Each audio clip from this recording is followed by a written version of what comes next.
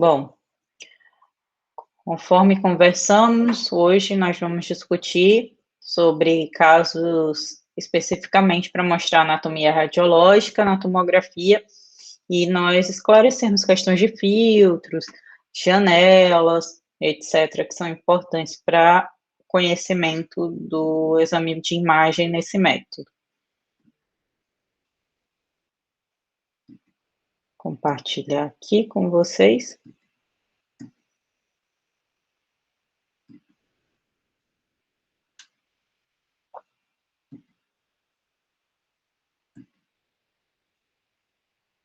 Vamos então para o nosso primeiro caso, que é de um paciente de 23 anos, tomografia do crânio.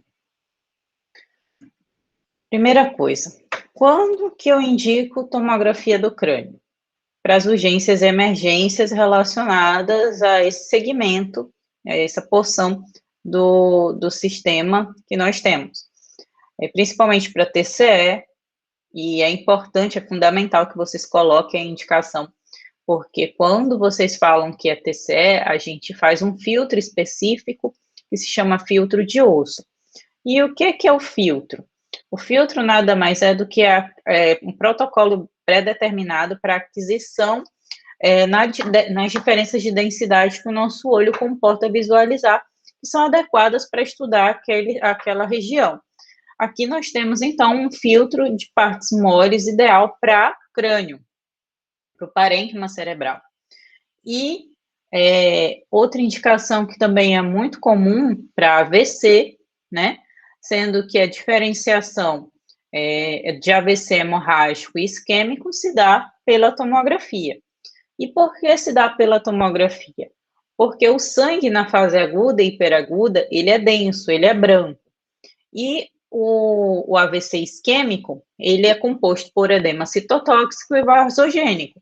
Dessa forma, ele vai se manifestar como uma alteração hipodensa na tomografia, sendo que o hipo é escuro e o hiper é denso, é espontaneamente branco, né? E o que seria o mais preto para o mais branco? O mais preto de todos é o gás, que aqui a gente vai ter a representação não dentro do crânio, mas os seios paranasais, por exemplo, né, que são aerados. E depois do gás, a gordura, que no caso aqui é representada pela gordura da calota craniana. Depois o líquido, que nós temos nos ventrículos laterais. Depois as partes moles. Lembrando que aqui a gente tem a diferenciação do córtex para a substância branca, sendo que o córtex ele é mais claro do que a substância branca. Por quê? Porque na substância branca nós temos bainha de mielina. E a bainha de mielina ela é composta de gordura, por isso a densidade é um pouquinho mais baixa comparada ao córtex cerebral. E depois nós vamos ter, então, as partes moles com contraste e, finalmente, o osso. O osso é o mais denso de todos. Sendo que, uma vez tendo esse conhecimento, agora vocês conseguem determinar quando tem uma calcificação, quando tem sangue, quando tem um AVC, que ele vai ficar hipodenso. Antes de mostrar a anatomia, voltando ainda à indicação, uma outra indicação que é muito comum é cefaleia. E cefaleia é uma indicação que eu tenho que pedir para injetar contraste nesse paciente. Por quê? Porque o contraste, ele vai me ajudar a verificar a causa daquele sinal neurológico focal. Porque cefaleia pode ser um sinal de hipertensão intracraniana. E pensando em algo que exerce efeito de massa dentro do parênquima cerebral, tem que pensar no processo tumoral, entre eles, para ver uma meningite também, uma complicação, um abscesso. A gente tem que injetar contraste nessas situações, ok? E agora, então, vamos passar para a anatomia propriamente dita. Eu vou começar da porção mais alta, de cranial para caudal. Sendo que só tirar um pouquinho granulado, ótimo. E aqui nós vamos ter a porção mais alta, que é composta por lobos frontais. Lembrar que você sempre olha o paciente dos pés para a cabeça. Então, frontal direito, frontal esquerdo, e parietal direito, parietal esquerdo, certo? Nós temos a foice, aí aqui em situação mediana. E descendo, nós vamos chegar lobo frontal direito, esquerdo, ventrículos laterais com seus cornos frontais ou anteriores, lobos parietal, direito e esquerdo. Lembrando que o lobo occipital, ele só vai aparecer mais posterior e um nível um pouquinho mais para trás, que é determinado pelo sulco calcarino, que é melhor visto na TC, na RM. E quando eu chego nesse nível, eu tenho os lobos temporais, direito e esquerdo. Antes de chegar no lobo temporal, eu tenho aqui a cissura silviana, direita e esquerda. Esse é um paciente de 23 anos, por isso que vocês não estão vendo tanto os sulcos, os giros, porque eles não são acentuados nessa faixa etária. Já no paciente mais idoso, há uma atrofia cerebral. E aí vai começar a acentuar, aparecer mais esses achados. E ele é determinado como a atrofia, os sulcos vão ficar mais proeminentes, as estruturas extraaxiais vão ficar mais evidentes. Além disso, os ventrículos laterais, eles vão também se ectasiar e alargar de forma compensatória pela questão da atrofia. Mas aqui nesse paciente está totalmente normal para a faixa etária, 23 anos, é assim mesmo. Então, depois da cissura silviana, que é onde eu estava, porque no idoso é mais proeminente isso aqui, a gente tem a ínsula, a região da ínsula, que vocês sabem que é um lobo do sistema cerebral, ok? Além disso, nós temos ainda, voltando aqui para a porção central, nós temos os ventrículos laterais, terceiro ventrículo, e subindo aqui um pouquinho, nós temos aqui o ventrículo lateral, direito e esquerdo, a sua porção mais posterior, que é no nível do lobo parietal, a gente tem os átrios dos ventrículos laterais. Eu estou descendo de novo. Aqui começou a aparecer umas estruturas densas. Isso são os plexos coroides calcificados. E descendo um pouquinho mais, eu consigo ver a região núcleo capsular, que é essa região, onde tem o caudado, tálamo e a cápsula interna e a porção dos núcleos estriado, lentiforme, que essa região, ela é onde ocorre os infartos lacunares e e as hemorragias em pacientes com hipertensão arterial. As encefalopatias hipertensivas acometem essa região. Fora isso, essa região também é comum de acometimento em pacientes com neurotoxoplasmose. Então, a região nucleocapsular, ela é comprometida. Além disso, que não aparece na tomografia, mas na RM, também distúrbios metabólicos pegam muito os núcleos da base. Descendo, então, eu vou chegar ao tronco cerebral, onde a cabecinha do Mickey, que aqui ela não é tão evidente, porque esse paciente é jovem, repito, ela representa o mesencéfalo. Descendo um pouquinho mais, eu vou ter a ponte, que as pessoas dizem que parece uma maçã, mas enfim. E o bulbo é o mais distal, que completa o tronco encefálico. No plano coronal, deixa eu diminuir aqui, pronto. Nós vamos ter essa visão. E que está bem central, que abaixo tem um ventrículo lateral, é o corpo caloso, né? Com o joelho do corpo caloso, o corpo do corpo caloso, o esplênio do corpo caloso, ok? E nós temos o ventrículo lateral abaixo e o tronco encefálico aqui. E a região do cérebro é dividida em supratentorial e infratentorial. Por quê? Porque é delimitada pelo tentório, que é essa reflexão das meninges, né? Da dura mater. E nós temos aqui a porção infratentorial, que é determinada pelo cerebelo e pelo tronco encefálico. Deixa eu pegar o plano coronal agora.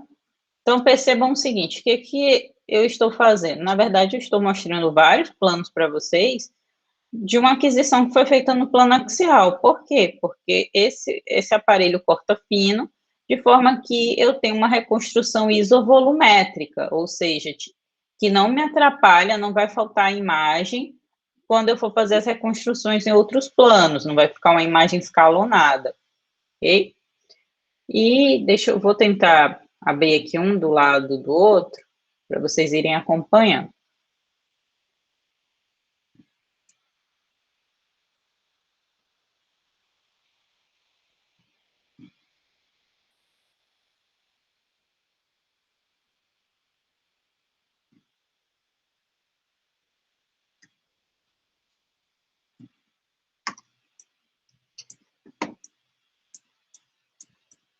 Então, aqui desse lado eu vou reconstruir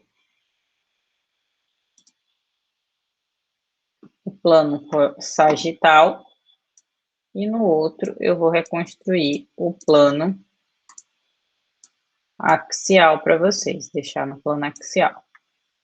E essa linha vai marcar, delimitar onde é cada coisa aqui para vocês entenderem como é que funciona.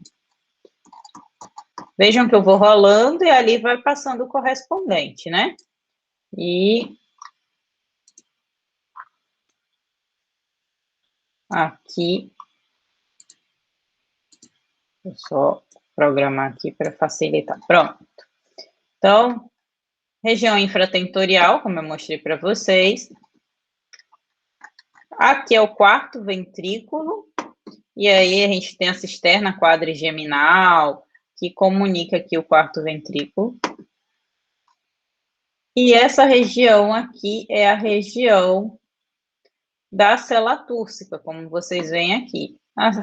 Na célula túrcica, nós vamos ter a hipófise sendo depositada ali, né? É um exame que é melhor visto pela ressonância, a hipófise, mas ela está aqui. Quando tem uma lesão expansiva, enfim, a gente consegue ver. Além disso, a gente tem os seios cavernosos aqui, né, que nós temos as carótidas incluídas nele, e mostrando para vocês, de forma ascendente, as estruturas que nós visualizamos, ok? Agora, no plano coronal.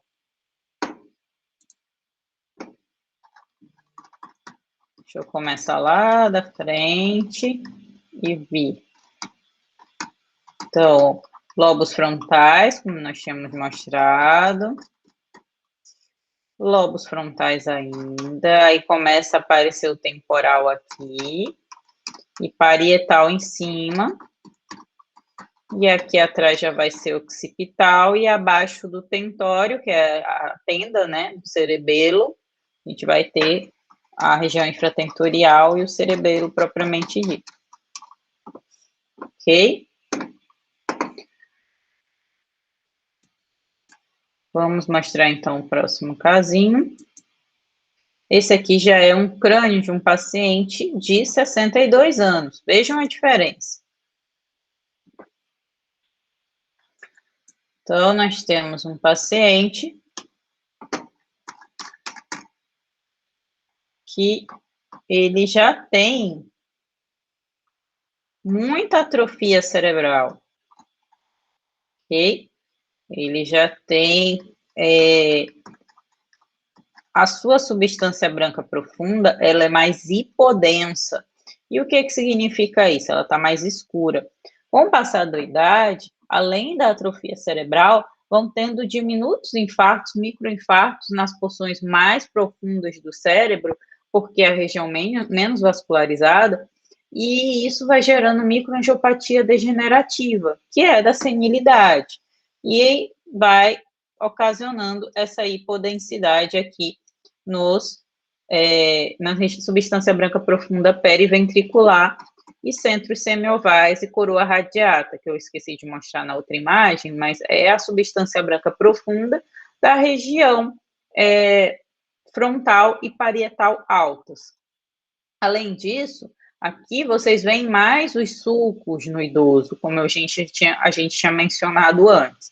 E, além disso, nós temos aqui o córtex e a substância branca profunda, e entre o córtex e a substância branca profunda, a gente tem a região subcortical, que já faz parte da transição ali com a substância branca, e é uma das partes do parênquima cerebral em relação à profundidade. Vejam que os ventrículos também estão mais proeminentes. As fissuras silvianas, que vocês quase não viam, agora vocês veem bem proeminentes. E aqui é a ínsula. Fora isso, esse paciente tinha infartos antigos, tinha infartos comprometendo o hemisfério cerebelar esquerdo.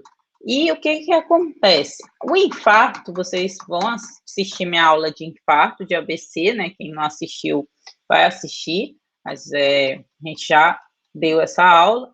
Nós temos o seguinte, que de acordo com a fase do infarto, da temporalidade do AVC isquêmico, ele vai tendo características. Na fase hiperaguda, a ATC não é um bom método para avaliar, vai aparecer apenas quando há uma artéria cerebral média densa. E onde é que fica essa artéria cerebral média? Aqui, ó. Essa daqui está até um pouquinho densa, porque ele é um paciente que tem a placa de ateroma. Mas aí ela vai ficar mais proeminente, mais evidente. Mas, no geral, não são grandes comemorativos, exceto em pacientes com prognóstico mais ruim. Já na fase subaguda, em torno de 12, 24 horas e 24, 48 horas, é a fase que vai aparecer o edema vasogênico. Aí sim vai aparecer de forma mais evidente, porque vai haver apagamento dos fluxos corticais e vai exercer efeito de massa com abaulamento, né, com pressão das estruturas em adjacência, inclusive dos ventrículos. Já na fase subaguda crônica, na verdade, assim, em torno de 48 horas, vai ter a fase de tentativa do organismo, do cérebro, de responder àquele infarto, aquele AVC. E, na verdade, vai ser um efeito ruim, muitas vezes. O que vai acontecer? Há uma reperfusão, mas pode haver sangramento. Então, é uma fase que pode ter transformação hemorrágica, pode parecer áreas espontaneamente densas de permeio ao AVC isquêmico. Mas, na fase crônica, é a fase do AVC que nós temos a encefalomalácia. A encefalomalácia, ela é qualquer agressão do parênquima cerebral ao crânio, ali, por questões de uma craniotomia, uma ressecção, um AVC isquêmico, um AVC hemorrágico, um TCE, tudo vai culminar numa encefalomalácia, e que é a fase sequelar de uma agressão ao cérebro. Que é isso que está aparecendo aqui para vocês. Fica bem hipodenso, com o passar do tempo vai ficando mais próximo da densidade do líquido, e vai tendo acentuação dos sulcos, um efeito de retração, que a gente chama de ex-vácuo, que é o que está acontecendo aqui com o quarto ventrículo. Então, isso aqui é uma área de encefalomalácia já sequelar. Tem outra aqui nesse paciente também, ó. Esse sulco está mais proeminente, está bem hipodenso, a retração desse ventrículo. Então, isso aqui são fases de encefalomalácia. Vou mostrar um outro casinho aqui para vocês de um AVC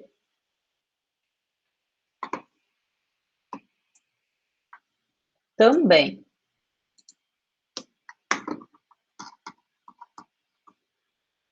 Vejam, ó, o que acontece. Esse paciente aqui, ele estava bem desorientado, né? Então, consequentemente, o posicionamento dele já foi mais difícil. Mas vejam, ó, que há aquela área hipodensa com retração do ventrículo lateral correspondente. E isso aqui significa uma área de encefalomalácia, ok? Fora isso, esse paciente, além de tudo, ele tinha essa sequela, já tinha essa desorientação, e ele foi vítima de trauma, caiu, bateu com a cabeça. E aí ele tinha uma coleção em situação extraxial. O que é extraxial? Fora do parênquima cerebral. Na convexidade, quando a gente fala convexidade, quer dizer que está extraxial, que está fora. Fronto parietal direita. De uma forma de semilua. Então, isso aqui é um hematoma subdural, ok?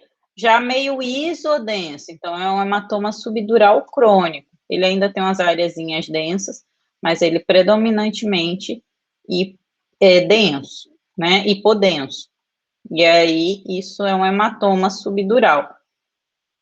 O hematoma subdural, ele não respeita os limites das suturas. Por quê? Porque ele é subdural, ele não é extradural para se fixar, ficar limitado e as suturas ficarem fixando, né, aqueles limites. Quando ele é abaixo da dura, ele vai passar os limites da sutura, por isso que ele pode ser, inclusive, comprometer quase toda a convexidade do hemisfério cerebral, ok? Então, esse paciente era um caso de AVC antigo e também de hematoma subdural. Deixa eu pegar aqui para mostrar para vocês um casinho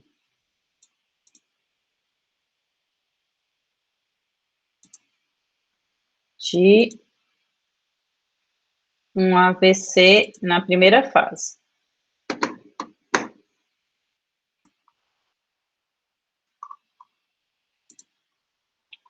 Então, nós temos aqui, ó, essa aqui é uma área de insulto vascular isquêmico recente.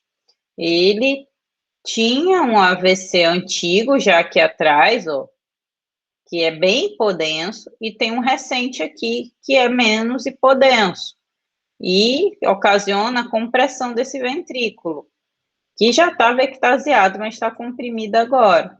E ele tinha outra área de AVC também, antigo, sequelar, e isso significa que ele tem 2 AVCs, um antigo, né? Ele tinha já um há anos e evoluiu com um novo episódio. Estava com outro sinal neurológico focal, ele estava com hemiparesia à direita e desorientação. Então, ele evoluiu e aqui ele já tinha perda da acuidade visual. E ele tinha sequela por esse AVC e esse aqui é o novo AVC dele. Então, é assim que se manifesta. Aproveitando ainda esse caso, só para mostrar para vocês as diferenças dos filtros. Nós temos aqui, então, o filtro de osso e o filtro de parênquima cerebral. Vejam que no filtro de osso, eu vejo muito bem o osso, né?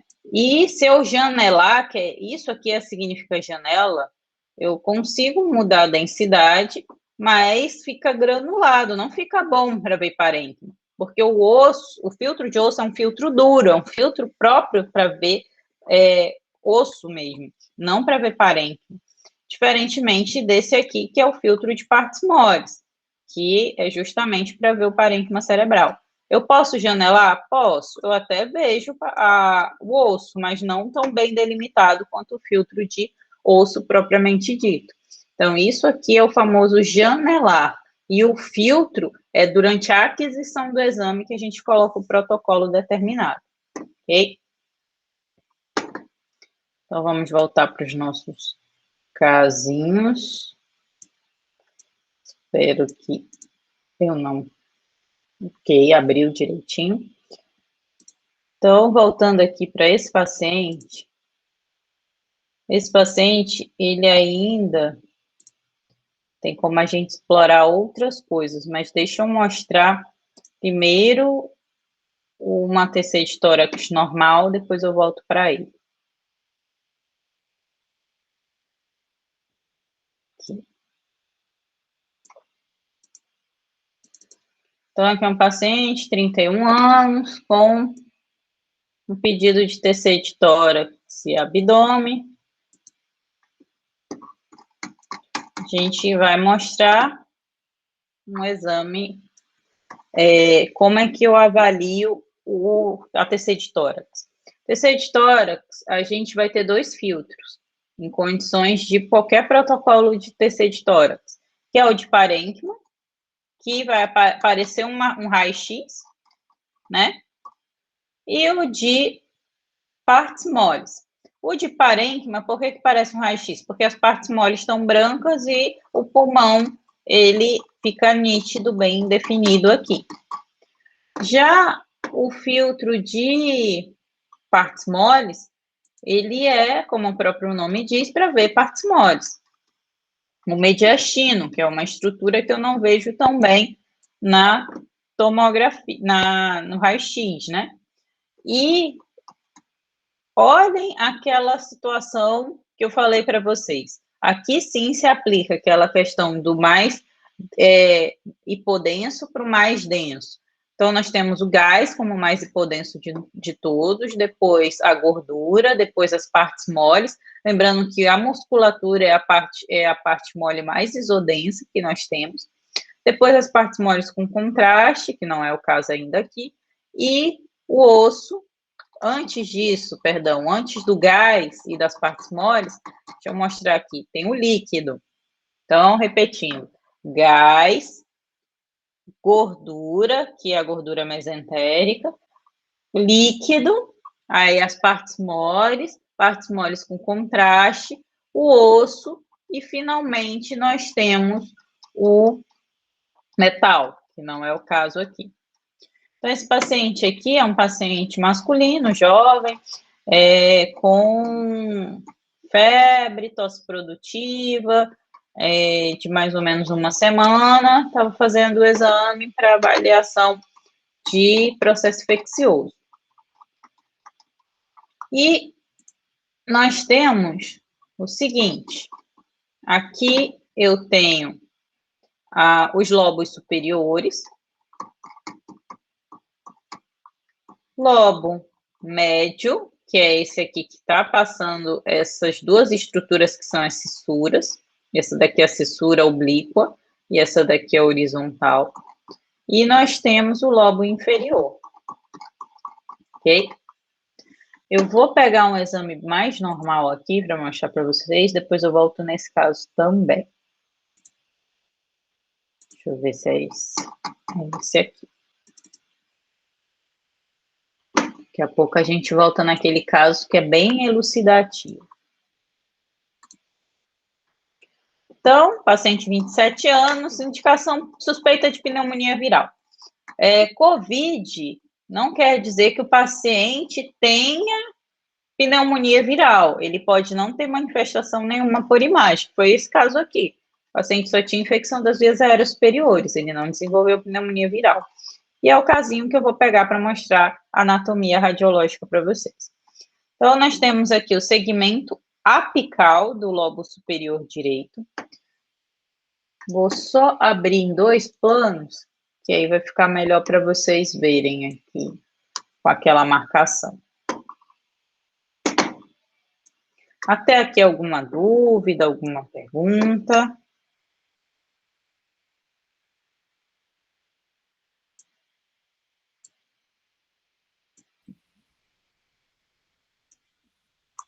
Então, vamos dando continuidade aqui.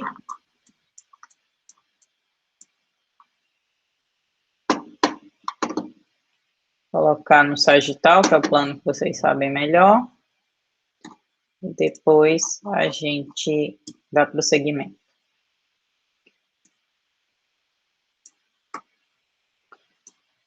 Então, vejam que vai aparecer ali as marcações para vocês.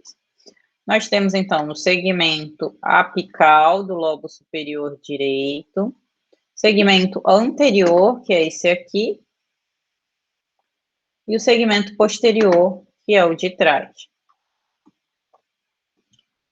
Descendo, vocês vão ver que a gente vai começar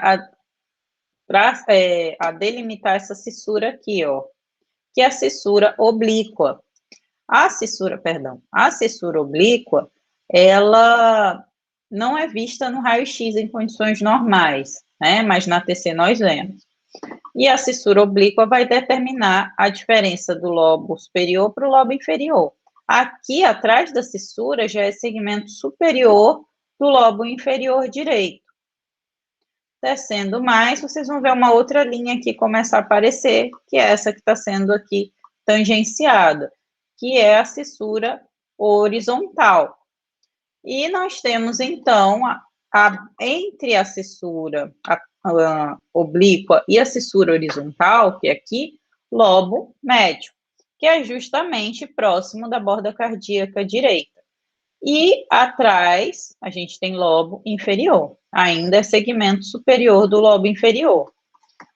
Descendo, a gente vai começar a ter os segmentos basais. Basal anterior, basal lateral, basal medial e basal posterior do lobo inferior direito. Ou seja, essa é a anatomia normal do pulmão direito. Além disso, no lobo médio, o lobo médio também é dividido em segmentos. Segmento medial e lateral do lobo médio. E lembrar que o lobo médio, quando em íntimo contato com a borda cardíaca direita, dá a perda do sinal da silhueta que a gente vê no raio-x. O correspondente do lobo médio à esquerda é a língula. Então, a gente vai passar lá para o outro lado, no sagital, para mostrar para vocês. Vejam que do lado esquerdo, como vocês já sabem, a gente só tem uma cissura, que é a oblíqua, que é essa daqui que está aparecendo. E aqui é a língula. Mas vamos começar lá da porção apical, da porção cranial. Aqui nós temos a diferença do pulmão direito para o esquerdo, no lobo superior, é que o segmento apical e posterior são um só. É o segmento ápico posterior do lobo superior esquerdo. Além disso, a gente tem o segmento anterior e descendo aqui, a gente vai começar a ter a língula, que é o segmento lingular superior, que é essa porção, e o lingular inferior, que é essa porção. Além disso, lembrar que atrás da cissura, a gente tem o segmento superior do lobo inferior, sendo que descendo, a gente vai ter os segmentos basais. E a diferença do lado direito para o esquerdo é que o basal anterior e o medial, eles são um só, então é basal anteromedial, e mantém o lateral e o posterior. Ah, professora, tenho dúvida, como é que eu sei que são os segmentos? É a avaliação da anatomia e transpor para cá, mas a dica também são os brônquios. Vejam, ó, que aqui eu tenho os brônquios se dividindo nos seus segmentos. Então, esse é o segmento, o brônquio segmentar do segmento basal posterior. E aqui do basal lateral. Aqui, basal anterior. Lá em cima, esse aqui, ó, é do basal, do segmento superior do lobo inferior. E assim sucessivamente. Aqui é dividir em dois, ó. Segmento medial do lobo médio e o brônquio segmentar da porção lateral do lobo médio. Ok? E basicamente é isso, a anatomia da parte do pulmão. Agora vamos para mediastino.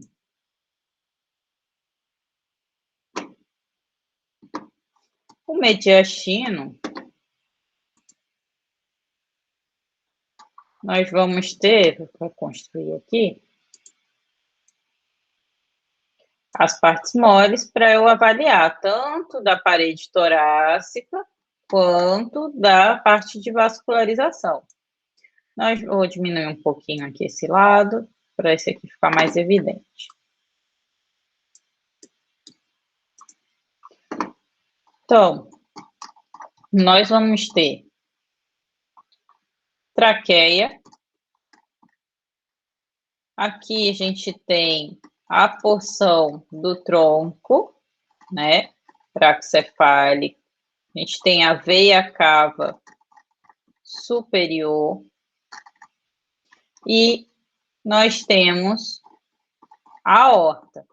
A aorta, vocês se lembram que sai do coração, né? E aí tem a aorta ascendente, que é essa porção, arco aórtico, a aorta descendente. Ok? Voltando aqui, vou subir de novo. Tem os grandes ramos que saem da aorta do arco aórtico, que eu vou mostrar depois num exame com contraste, fica mais fácil. E aqui também a topografia de linfonodo. Então, nós temos a cadeia pré-vascular em relação ao linfonodo, cadeia paratraqueal superior direita e esquerda, cadeia paratraqueal inferior direita e esquerda, que é um pouquinho antes da bifurcação dos brônquios. Bifurcou o brônquio, aí aqui é hilo, então é cadeia hilar direita, cadeia hilar esquerda, e essa aqui é uma região subcarinal, que a gente usa esse termo, mas anatomicamente falando, não é uma cadeia, propriamente dita. Aqui a gente tem o esôfago e tronco da artéria pulmonar, e a gente tem a janela aortopulmonar, que também vai ficar mais fácil no exame com contraste. Coração, e lembrar de olhar também cadeias axilares, né? Isso aqui é um linfonodo, ó. Com hilo gorduroso, córtex, nem sempre é bonitinho assim para ver, geralmente você só vê o linfonodinho todo denso, esse aqui também tá bonitinho para ver. É uma pessoa do gênero feminino, esse caso aqui, né, já tem mama.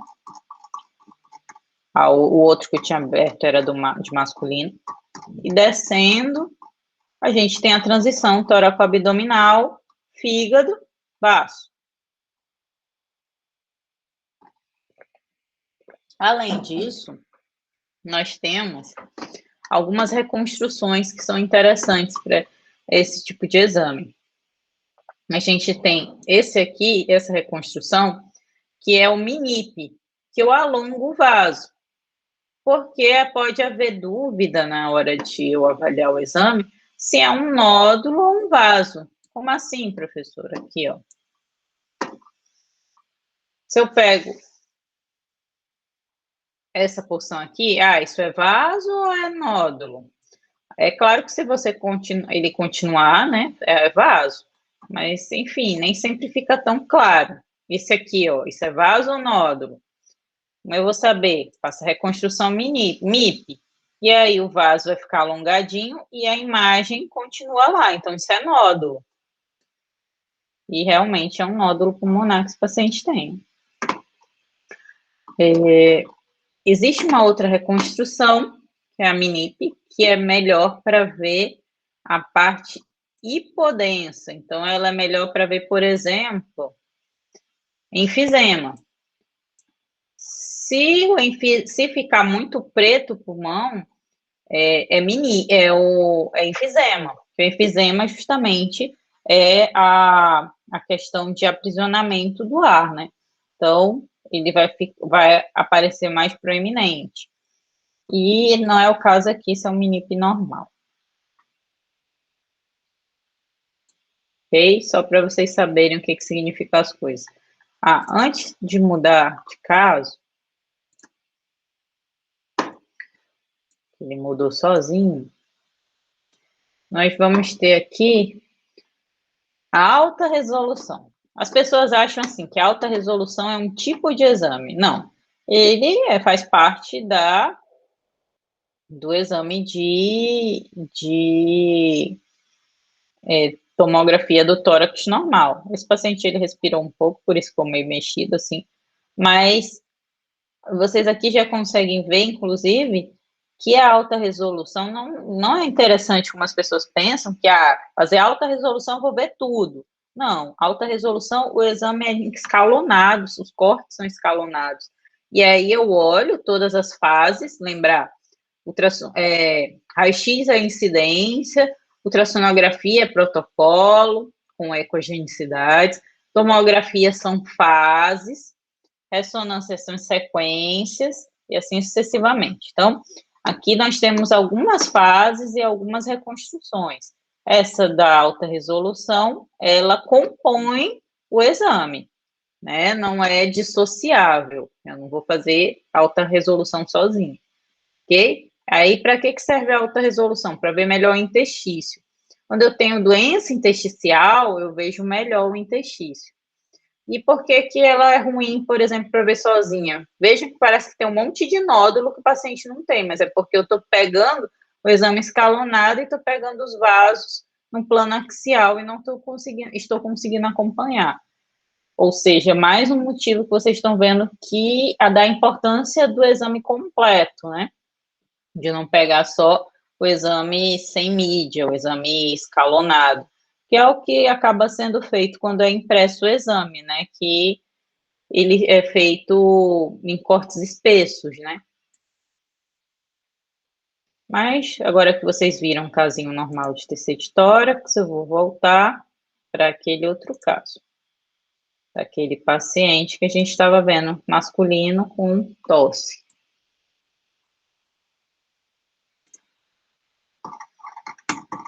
Vejam o seguinte, estou descendo, descendo, começo a ver umas opacidades. Vejam que essas opacidades aqui, eu consigo ver a arquitetura, os vasos passando ainda de permeio. Então, é uma opacidade, mas eu consigo ver o vaso ainda. Ou seja, essa é a opacidade em vidro fosco. É como se eu jogasse pó de giz no quadro negro. Eu continuo vendo o que eu escrevi lá atrás, no quadro negro, mas ele está opaco, o quadro. Que é diferente dessa opacidade aqui, que ela preenche totalmente o alvéolo e fica totalmente branco, tudo em volta. Então, não consigo mais ver vaso, mas eu consigo ver essa estrutura aqui passando de permeio a essa opacidade. Essa opacidade ela é chamada de consolidação, que é o padrão alveolar.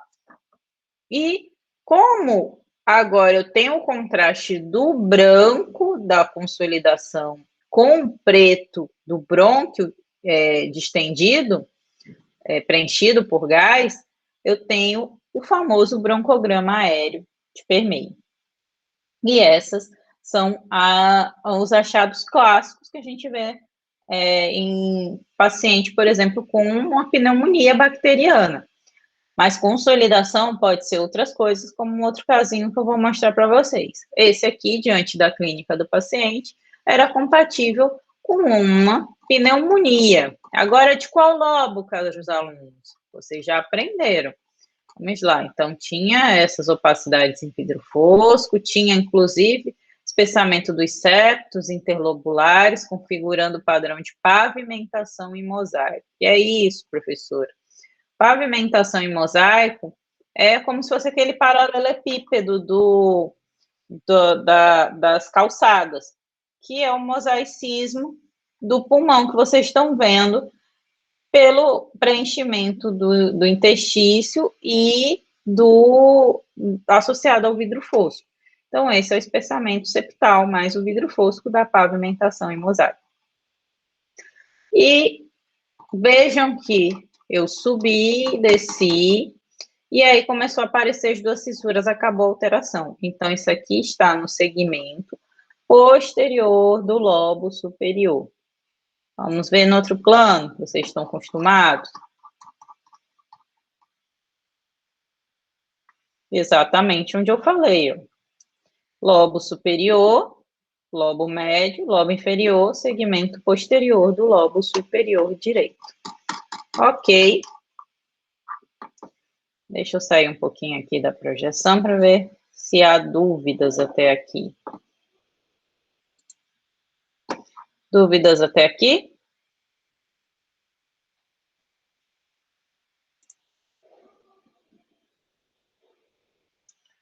Não, parece que... isso aqui era lá na tomografia do crânio, né? Agora, pode repetir a tua dúvida, Mariana? Era naquele paciente da encefalomalácia que você estava com dúvida?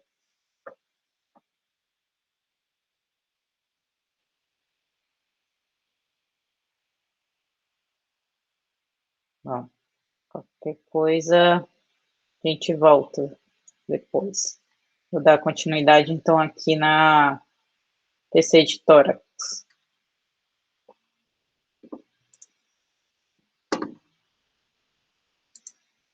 Aquele casinho do paciente vítima de trauma. Deixa eu achá-lo aqui. Esse aqui. Paciente idoso, vítima de trauma, que tinha um hematoma subdural. Olha o que ele tinha também. Então, a pleura visceral não é vista em condições normais, ela só é vista quando há um aumento desse espaço pleural aqui, que ele é virtual em condições normais. E aí eu começo a ver a separação da pleura parietal da visceral. E aqui há um preenchimento do espaço pleural por gás. E esse aspecto é compatível com um pneumotórax. Fora isso, ele também tem, deixa eu pegar um corte mais fino, lembrar que é aquele paciente que está desorientado, né? Então, não espere um exame 100% bonitinho, respirado, etc. E, inclusive, ele estava até com máscara aqui, né? De O2. Então, ele tem um derrame pleural bilateral. Lembrar que o paciente faz esse exame deitado e, consequentemente, o líquido vai se acumular para a porção dorsal do paciente. Já o pneumotórax, não esperem que o pneumotórax vai ser só lá no ápice, não. Ele vai se acumular mais na parte anterior, né? Que é pela questão de o ar subir, ok? E por que será que ele teve esse pneumotórax e esse derrame? A gente vai ter que procurar se ele não teve nenhuma fratura de costela, né, de arco costal. Como é que eu procuro? Como é que eu avalio? Eu vou e acompanho o arco costal, para frente, para trás, para frente, para trás. E vou até o final, estou aqui no segundo arco. Agora vamos para o terceiro, para frente.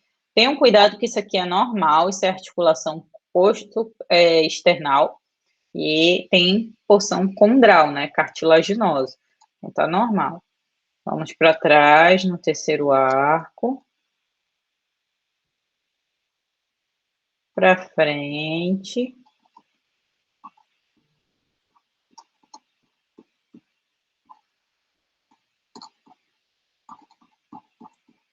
Próximo agora, para frente, para trás. Quarto arco. Já estou no quinto, para falar a verdade.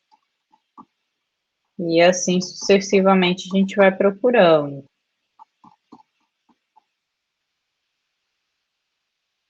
Parece que uma coisa aqui a gente vai reconstruir no outro plano. Ele respirou, né? Tava com falta de ar, com dispneia, e atrapalha o exame inteiro.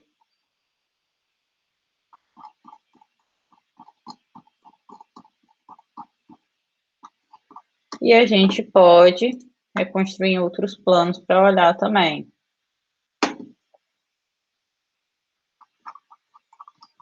tanto para frente. Não, era só usar a articulação posto-external dele mesmo, aquilo que eu mostrei para vocês.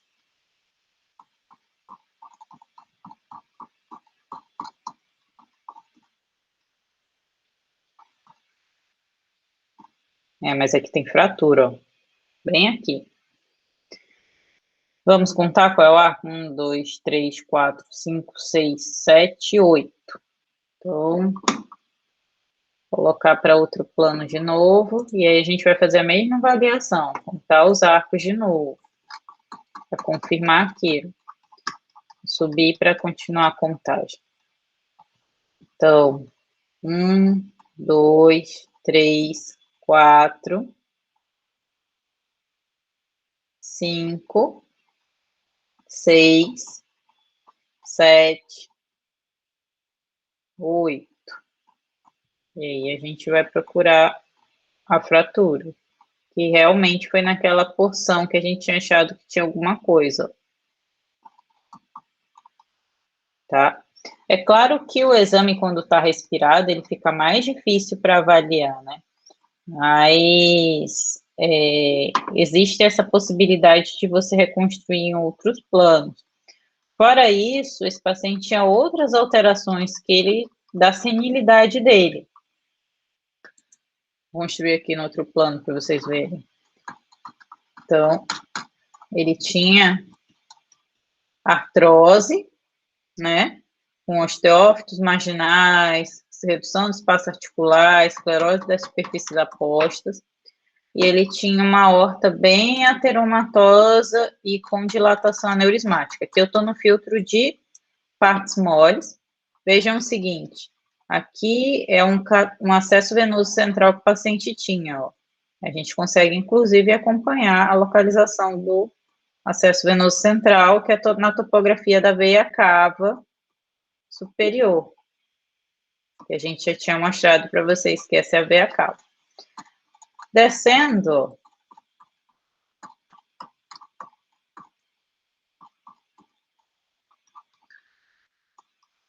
ele tinha essas placas de ateroma calcificadas na aorta, ok? Para isso, ele tinha uma imagem calcificada lá no abdômen, que aí tem que ver o exame, tem que fazer um exame de abdômen para ver onde é, né? Mas vejam que tudo, o exame nunca vai ser assim tão simplesinho quanto o que a gente vê no livro. Esse caso aqui, além dele ter respirado, que é isso que vocês estão vendo o exame ficar mais borrado, que é igual no raio-x, ele também está com os braços para baixo. E ele não conseguia levantar o braço. Por isso o exame tem esses artefatos aqui. Deixa eu voltar lá no de mediastino que eu vou mostrar. Que é esse artefato aqui em faixa, que é de endurecimento do feixe. Que acontece também na prótese, quando tem uma prótese próxima, ó, o braço dele na frente, ó. O osso aumenta a densidade das estruturas em volta e dá esse artefato com essas imagens escalonadas, assim, de endurecimento do feixe. Ok? Então, o artefato, tanto respiratório e de endurecimento do feixe, que é pelos braços para baixo, são vistos nesse paciente, nesse exame. Que é também uma forma de mostrar para vocês que artefatos também atrapalham as imagens, pode dificultar. Pacientes espineicos, da UTI, pediátricos, vão fazer, o exame de tórax vai ser respirado. Então, tenham que ficar atentos a isso, tá? Diferente desse aqui, ó, que é tão bonitinho, ele tá com o braço para cima, respirou direitinho, enfim, bem diferente. Jovem, né? Não estava de espineco. E vamos para um outro casinho de tórax também.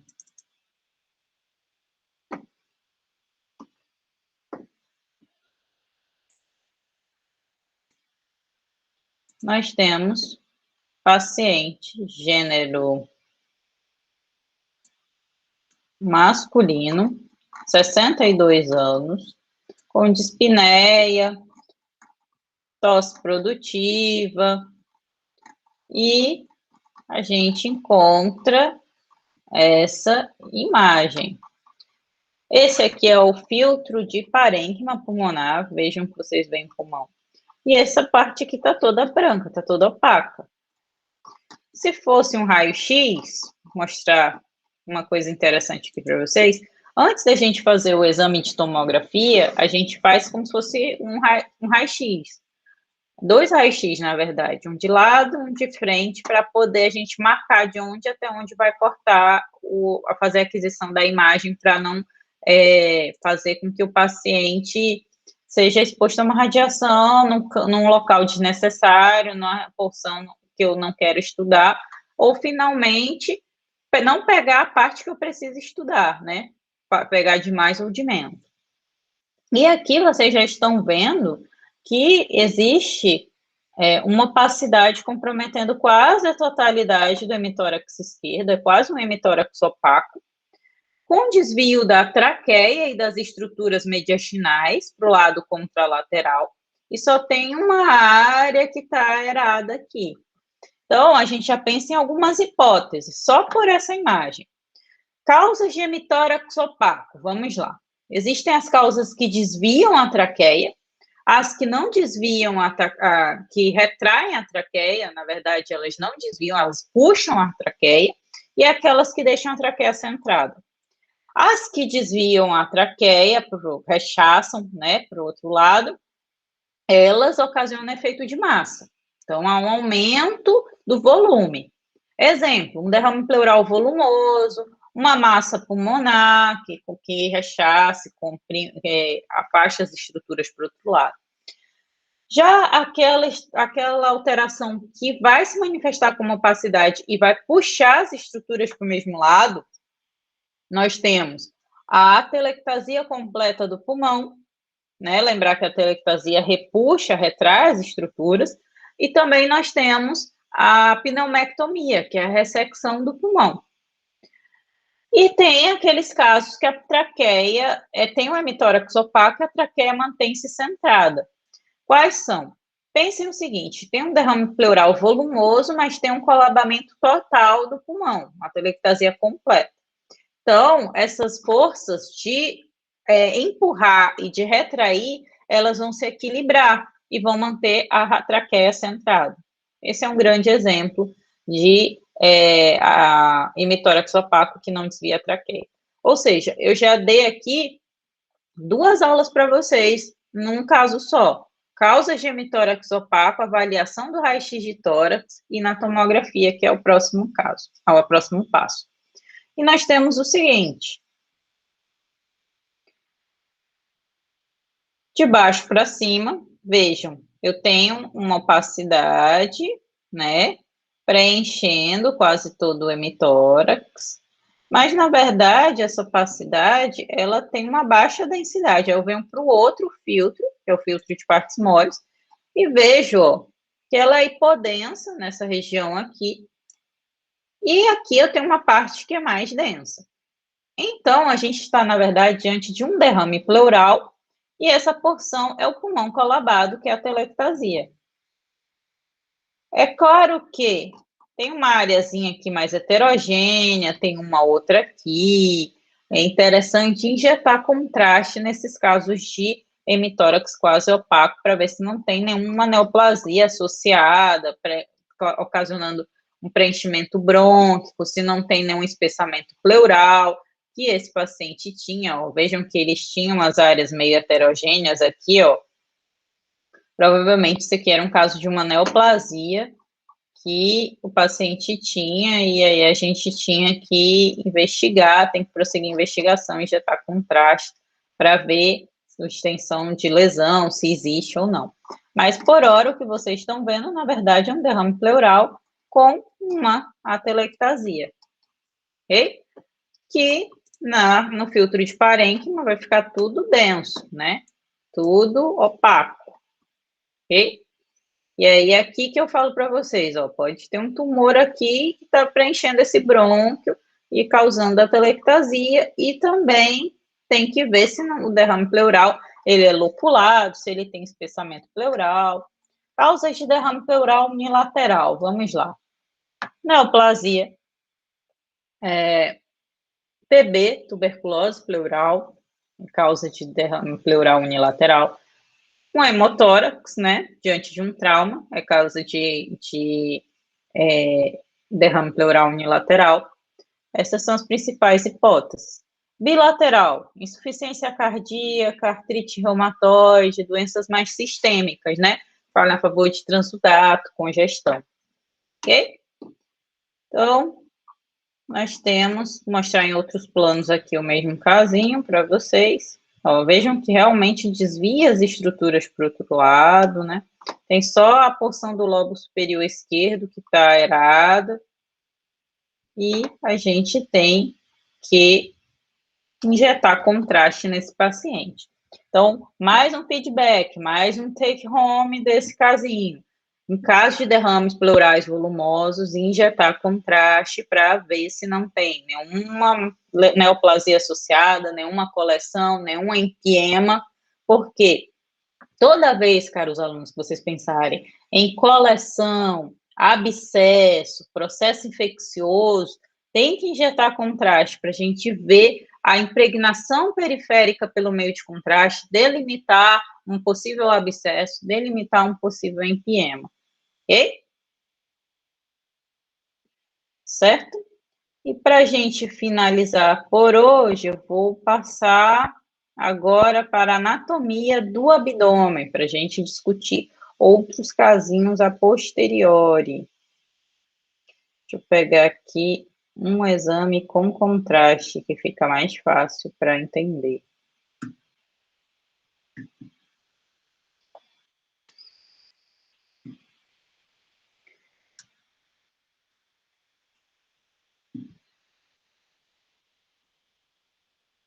Então, antes de pegar esse casinho, que eu já vi que ele tem esteatose, deixa eu pegar um outro sem contraste aqui.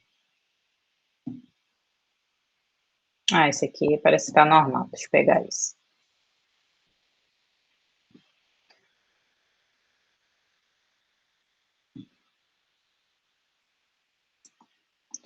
Então, nós temos um paciente, gênero masculino, né? Deixa eu ver se é masculino mesmo, que eu estou confundindo. É masculino, esse aqui. Aqui, é a mesma ideia, olhar o paciente dos pés para a cabeça, e eu estou na transição tóraco-abdominal. E aqui é o pulmão, interface do pulmão, e aqui é fígado. Essa é a densidade do fígado e essa é a densidade do baço, sem contraste. Quando o paciente tem a esteatose, há um depósito de gordura no parênquima hepático. E o fígado, lembrar que a gordura, ela é densa ela é hipodensa na tomografia, ou seja, ela vai ficar escura. Vejam a gordura da parede abdominal. E assim vai deixar o fígado mais hipodenso em relação ao baço. O normal é o fígado ser 8 unidades Hounsfield acima que o baço. 8 ou mais unidades Hounsfield acima que o baço. O que está acontecendo aqui? Ele está realmente no limite ali, né? Ele já, daqui a pouco tem, aqui já tem esteatose, provavelmente. Aqui ainda não.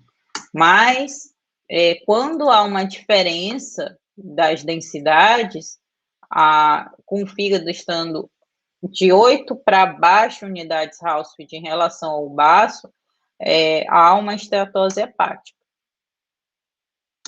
Aqui não tem ainda não, né? Porque tá diferença de 8 ainda. Então, tá no limite ali. Tem que estar de 8 para cima. E lembrar aquilo que a gente conversou. Mais hipodência é o gás que está no pulmão. Depois a gordura mesentérica da parede abdominal, líquido, partes moles, no caso fígado, baço, musculatura, partes moles com contraste, que vocês vão ver que o contraste deixa as estruturas mais densas. Vou abrir aqui os dois para mostrar para vocês, um do lado do outro.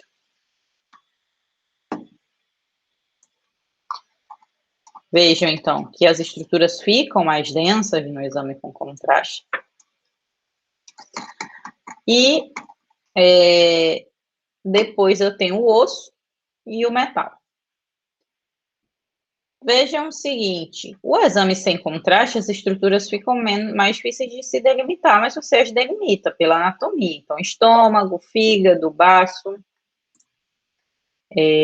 Nós temos aqui descendo as adrenais, que parecem dois Y, ok?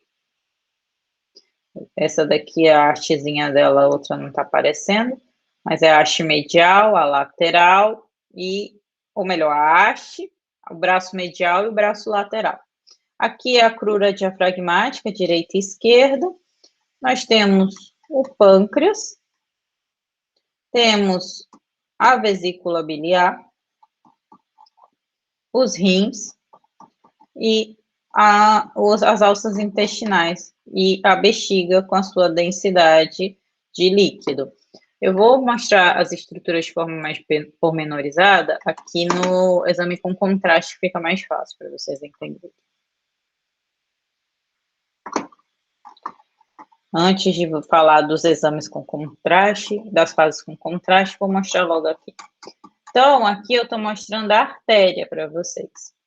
E aqui nós temos a aorta, tronco celíaco, artéria hepática comum, que dá a gastroduodenal, esse ramo bonitinho que está descendo aqui, para dar as pancreático-duodenais aqui no pâncreas, e se continua lá para cima, volta aqui, como hepática própria, descendo aqui, ó, comum, dá um raminho, vai a própria.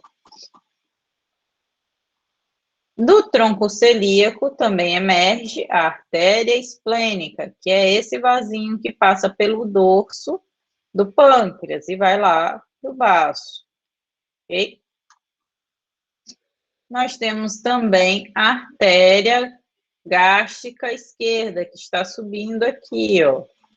Ela sai lá, ó, e ela, ó, saiu lá do tronco celíaco, ó. Ok? E esse paciente também tem uma variantezinha que a frênica sai do tronco celíaco, bem bonitinho. Mas, enfim, a anatomia normal são os 3 vasos que falei para vocês, a hepática comum, esplênica e a gástrica esquerda saírem do tronco celíaco. O outro ramo que emerge 1 centímetro abaixo da aorta, né, 1 centímetro abaixo do tronco celíaco, do ramo central, anterior, é a artéria mesentérica superior, que vai dar essas artérias aqui, jejunais, ileais, que caminham pelo mesentério, que tem densidade de gordura, e também da artéria iliocólica, que é essa artéria aqui, ó, que ela vai dar o ramo para irrigar o seco e o ramo apendicular que irriga essa estruturazinha aqui, que termina em fundo cego, que é o apêndice. A gente já volta para ele. E depois, esse outro raminho também aqui abaixo da mesentérica superior, a artéria mesentérica inferior, que vai dar os ramos que vão irrigar a porção esquerda do cólon, ok? A aorta se continua em artérias ilíacas comuns e se bifurca nas ilíacas interna e externa e continua lá inferiormente. Certo? Vamos para o plano sagital, que aí vocês vão ver o tronco celíaco, a mesentérica superior saindo e a inferior já não é tão bem vista aqui por essa visão. Outros 2 ramos da aorta laterais, aqui é um plano coronal que vocês estão vendo, nós temos a artéria renal direita e a artéria renal esquerda. Ok? Continuando ainda a anatomia, agora eu vou para uma outra fase que as veias são evidentes, que é uma fase venosa. E nós temos aqui a veia hepática esquerda, veia hepática média, estou no fígado, né? E veia hepática direita.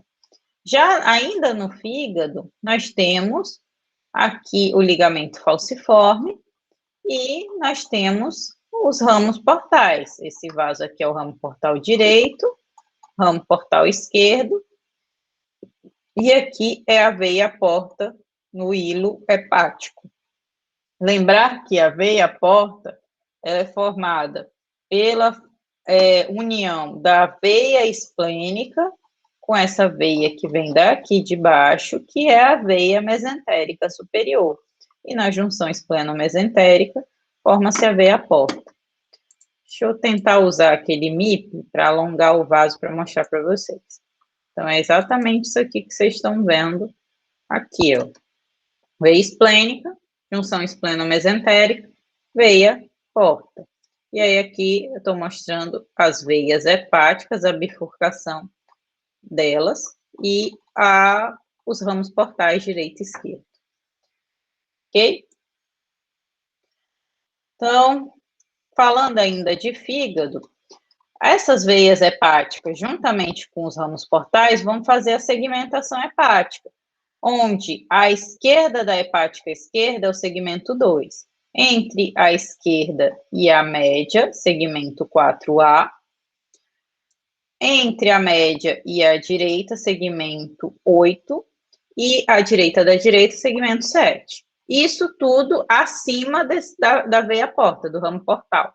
No nível abaixo do ramo portal, a gente já vai ter que aquela divisão, aqui já é segmento 3, que é abaixo do 2, segmento 4B, abaixo do 8 é o segmento 5, e aqui, ó, então 4B, 4B, 5 e 6. Abaixo do 7 é o 6. Repetindo, 2, 4A, 8, 7. Abaixo, nos mesmos locais, 3, 4B, 5 e 6. Outra dica, junto da fossa da vesícula biliar, a gente vai ter o segmento 4B ou o segmento 5. Aqui é o 4B, nessa porção mais anterior, né? E aqui mais posterior, o segmento 5. Ok? Para que isso? Para eu saber a segmentação hepática, se tiver um tumor e o cirurgião tiver que ressecar, ele vai entrar aqui e vai fazer uma ressecção só desse segmento. Ok? Continuando ainda sobre anatomia, a gente já falou do fígado, ainda tem o caudado, que é esse lobo aqui, que é o segmento 1. E nós temos que as veias hepáticas, elas se drenam, né, para a porção da veia cava suprahepática. Aqui é a veia cava inferior na porção infrahepática, certo?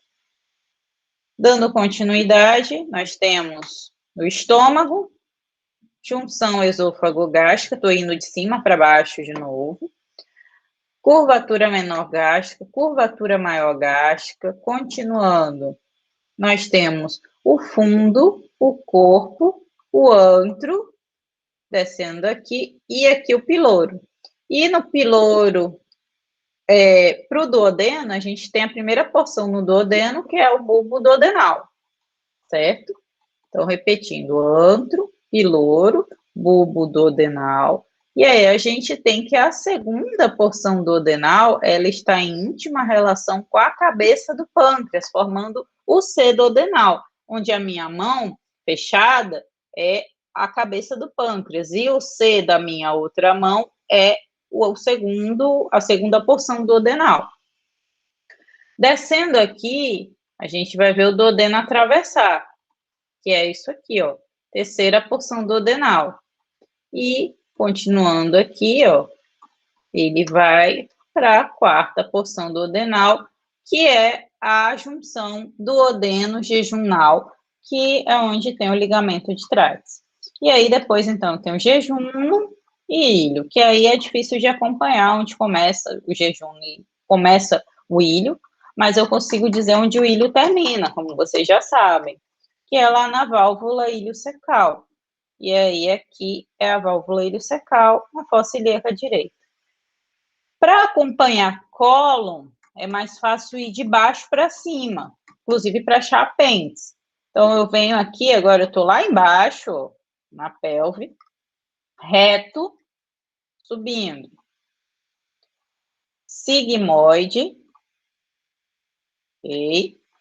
Aí, estou subindo. Cólon descendente, lembre-se que vocês estão indo de forma retrógrada, né? Cólon descendente.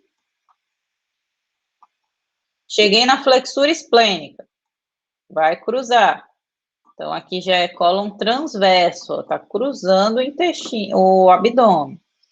Aí, subo, estou no cólon, na flexura hepática, que é o fígado. Descendo é o cólon ascendente, né? Lembrar que vocês estão indo de forma retrógrada. Cheguei no seco. A estrutura que sair em fundo seco e terminar é o apêndice, que é isso aqui. Esse é um apêndice bem normal. E aqui, continuando, é a válvula iliocecal. Vou colocar no coronal, que vocês estão mais acostumados com a visão do coronal do intestino, né? Ó. Olha aí como o intestino está bem bonito desse paciente para ver. Então, deixa eu fazer o mesmo trajeto, só que de outra forma, no coronal, para vocês verem. Aqui, ó, reto. Aí, tô subindo. Sigmoide, dá a voltinha, ó. Cólon descendente, flexura esplênica, cruza, transverso, flexura hepática, ascendente, seco. E o que sair do seco e terminar em fundo cego é o apêndice, que é essa estruturinha aqui nesse paciente. Ok? E a válvula iliocecal desse paciente é aqui, ó.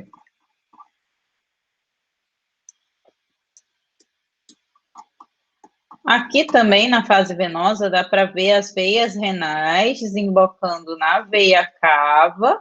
Lembrar que a veia cava é determinada pela união das suas tributárias, que são as ilíacas comuns, e as tributárias das ilíacas comuns é a ilíaca interna e a ilíaca externa. A gente vai voltar para o axial, para mostrar isso. Então, nós temos aqui as veias ilíaca, a veia ilíaca externa, que se junta com a interna, continua e vai juntar para formar a veia cava, ó, junta-se com a comum, né? Formar a comum aqui na união, aí as duas comuns se juntam e continuam na veia cava inferior, ok? Passando agora para o... continuando em relação ao pâncreas, a gente falou que a cabeça do pâncreas está junto do sedodenal. E aí nós temos o corpo e a cauda do pâncreas. E a veia esplênica cursa atrás do pâncreas. Lembrem-se que o pâncreas é uma estrutura retroperitoneal. Além disso, nós temos o baço aqui no hipocôndrio esquerdo. E lembrar que nessas regiões, ó, aqui...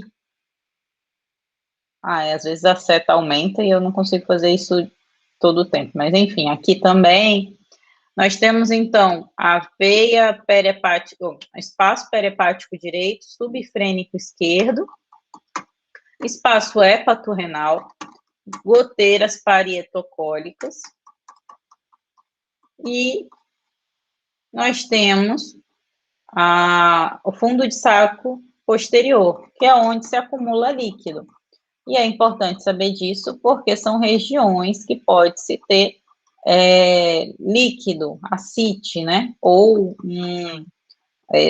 sangue, né? Vai se acumular nessas regiões, no FAST, no ultrassom do exame de urgência, emergência, faz olhando essas regiões, tá? E, para finalizar, os rins. Então, que eu tenho um nefrograma homogêneo, essa estrutura que não se impregna pelo meio de contraste é um cisto, né? O que é o contraste? A vascularização vai me permitir que se impregne pelo meio de contraste, as estruturas ou não. O cisto, como não tem vascularização, não vai se impregnar pelo meio de contraste. Ou seja, para na TC eu dizer que é um cisto, eu tenho que injetar contraste, tá? Da mesma forma que o abscesso. O abscesso, ele não se impregna pelo meio de contraste, só a periferia, que é o processo inflamatório. Então, por isso eu injeto contraste para ver a sua delimitação, ok? E nós temos aqui, deixa eu ver se eu consigo abrir sem bagunçar muito aqui. Ele vai bagunçar, mas enfim, vou arrumar aqui. As fases da tomografia do abdômen, que aí vocês vão assistir a aulinha, mas aqui eu vou mostrar para vocês como diferenciar.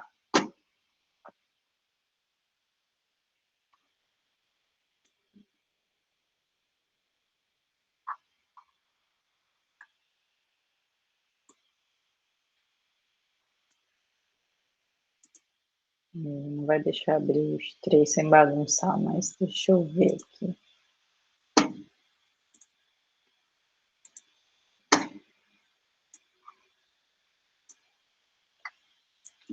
Aqui nós temos, então, a fase arterial,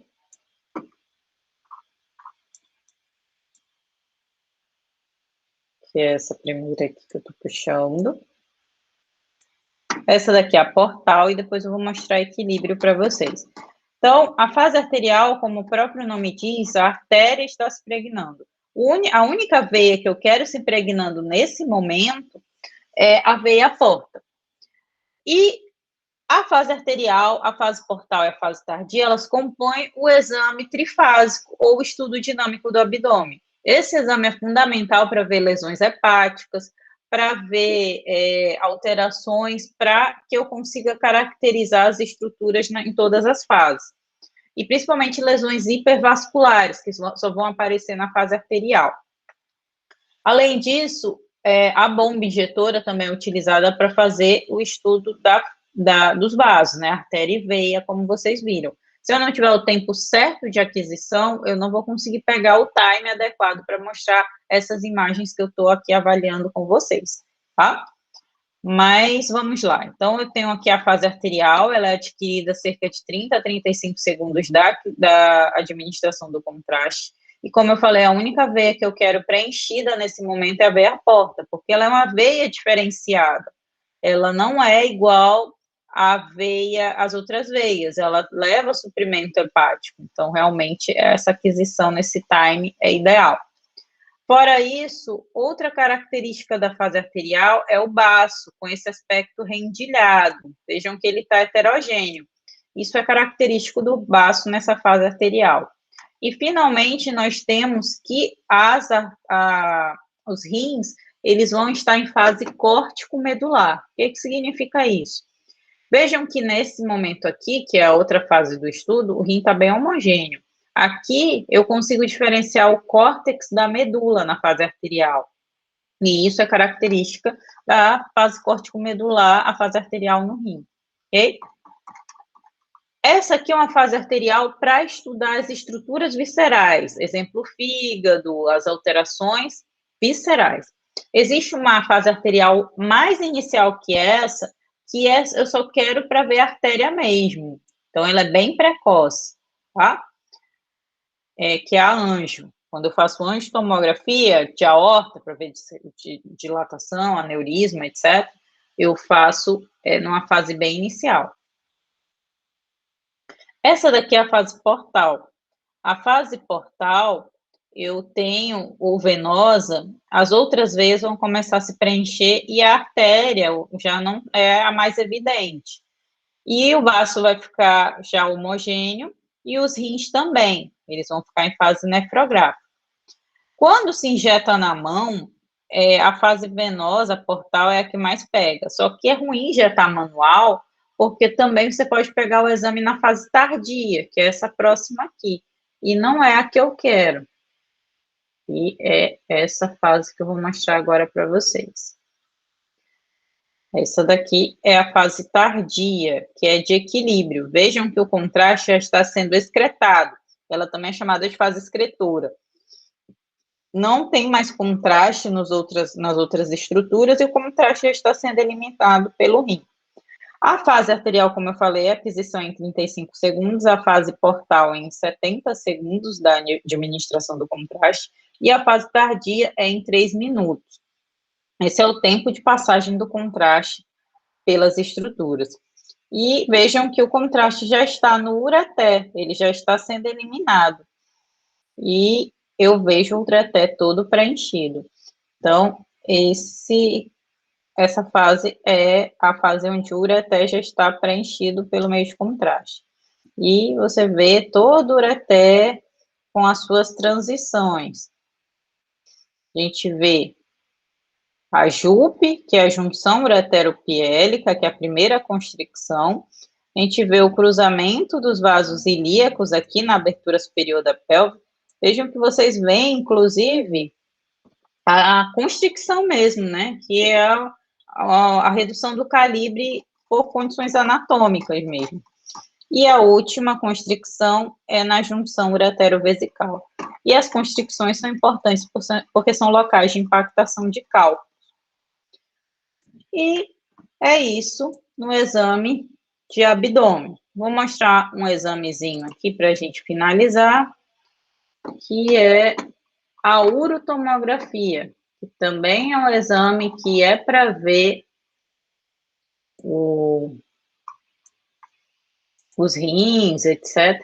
Mas só para vocês verem o que a gente consegue fazer no exame de tomografia.